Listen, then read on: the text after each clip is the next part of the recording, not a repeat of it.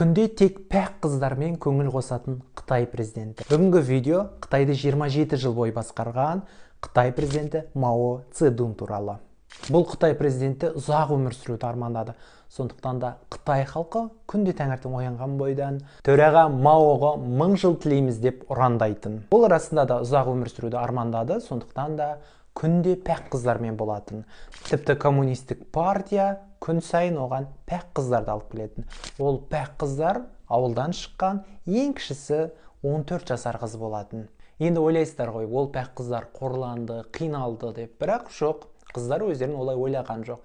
Олар Мао Цзедунды құдайдай көрді.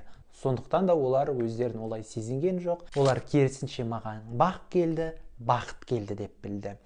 Сондай-ақ Мао Цзедун жуынбайтын, жуынбайтын. Оның күзетшілері оны ыстық сүлгімен сүртетін. Сондай-ақ ол тісінде жумайтын, ешқашанда, керісінше шай жапырағын ғана шайнайтын. Енді бұл жерде ол ұзақ өмір сүре қоймаған шығар деген ой келеді. Жоқ, ол ұзақ өмір сүрді. Ол 83 жасқа дейін өмір сүрді.